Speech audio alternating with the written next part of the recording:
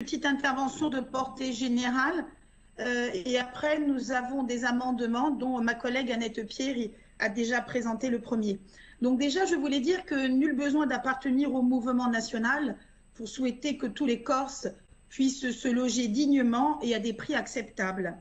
C'est un objectif que nous partageons tous dans cet hémicycle et en tant que maire, c'est ma préoccupation de tous les jours et je rejoins d'ailleurs les propos d'Anne-Laure Santucci sur le sujet. On sait que face à l'inflation galopante du prix du mètre carré, qui malheureusement n'épargne aujourd'hui aucun territoire de Corse, il faut des outils performants. Mais qui dit performant dit des outils clairs, compréhensibles, faciles d'accès et d'utilisation. Donc il faut, et c'est l'objet des modifications de ce règlement, aider les communes, aider les EPCI à financer leurs projets d'aménagement de terrain, destinés à accueillir des logements communaux. Il y en a de plus en plus d'ailleurs pour primo-accédants aux résidences principales et personnellement je m'en félicite. Il faut aider les communes à réhabiliter les ruines, les cadeaux, j'allais dire, que l'on récupère lorsqu'on lance des biens vacants et sans mètres ou des abandons manifestes.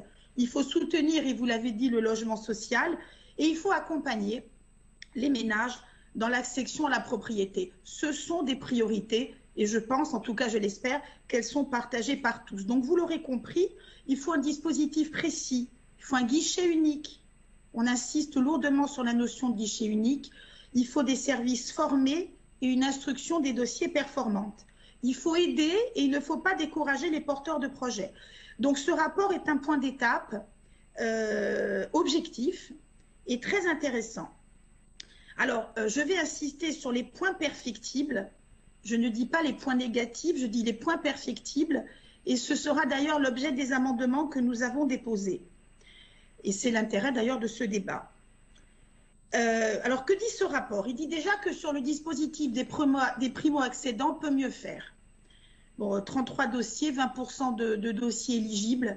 Personnellement, je considère que c'est un échec. Pourquoi, mes chers collègues? Parce que c'est une usine à gaz et parce que c'est le parcours du combattant pour les ménages qui sont demandeurs. Un an d'instruction, j'ai 2 dossiers sous le coude pour des dossiers avec des allers-retours incessants avec les services et des demandeurs finalement qui, découragés, signent leur contrat d'achat chez le notaire.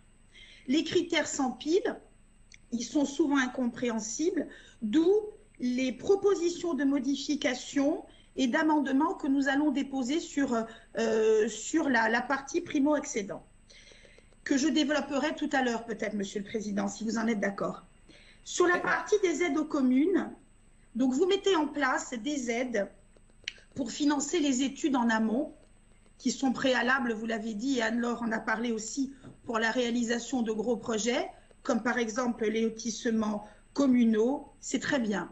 J'applaudis des deux mains, puisque je suis moi-même impliquée dans la mise en place d'un logement communal, d'un lotissement communal. L'assiette de 50 000 €, elle est correcte. Par contre, le taux de subvention de 30% nous semble insuffisant.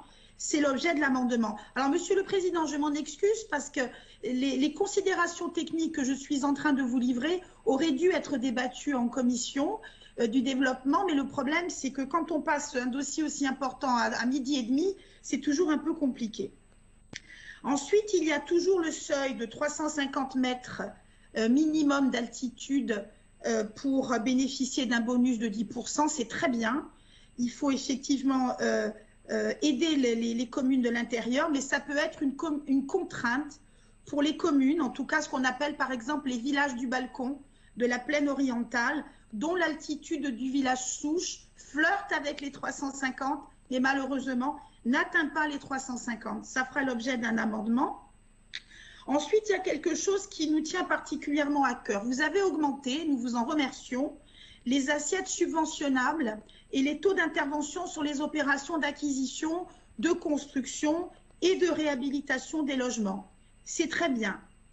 Par contre, nous persistons à dire que bonifier de 10% ces taux d'intervention et les assiettes pour les opérations de biens vacants et sans mètres et d'abandon manifeste, c'est nettement insuffisant. Vous savez pertinemment que les communes qui se lancent dans ces process lourds, coûteux, souvent litigieux, récupèrent en règle générale des ruines en plein village avec des accès extrêmement compliqués, où souvent le coût de la démolition et de la réhabilitation est doublé par rapport au coût de la construction neuve. Donc là, nous avons un amendement que je présenterai tout à l'heure. Ensuite, il y a quelque chose dont nous avons discuté en commission, mais qui mérite quand même une précision. On ouvre au lotissement privé. Parfait. Qu'est-ce qu'un lotissement privé? Aujourd'hui, un particulier qui consent à vendre à un prix extrêmement acceptable dans un village de l'intérieur un terrain, au sens du code de l'urbanisme, c'est un lotissement. Est-ce qu'on va demander à ce particulier une convention, l'intervention du CAUE, le règlement architectural, ça c'est à la commune de le régler. Donc il faut faire extrêmement attention là-dessus et ça va faire l'objet également d'un de nos amendements. Parce qu'attention, c'est très bien d'ouvrir aux lotisseurs privés, mais il ne faut pas faire la belle place aux gros promoteurs. Il y a aujourd'hui dans nos villages, enfin des propriétaires qui consentent à vendre à des primo-accédants, à des gens qui veulent s'installer en résidence principale et qui ont 1 ou 2 parcelles à vendre, souvent qui ne sont pas viabilisées. Donc c'est là-dessus qu'il faut mettre également l'effort. Donc en synthèse, vous n'avez pas modifié les aides aux communes sur la viabilisation des terrains communaux, mais je le comprends, en ces heures de restriction budgétaire, il faut faire des choix. Excusez-moi, vous avez épuisé, oui. J'ai terminé. Moi, je vous exhorte à simplifier l'accès à l'information et à mettre en place des process encadrés mais efficaces et rapides. Et également, avant de vous présenter nos amendements, en marge du dossier, il faudra mettre une ingénierie en place au service des communes pour les aider à structurer leurs gros projets en amont, parce que c'est là effectivement que se joue, je dirais, la qualité du projet déployé. Voilà, les amendements, je les présenterai un peu plus tard, si vous en êtes d'accord.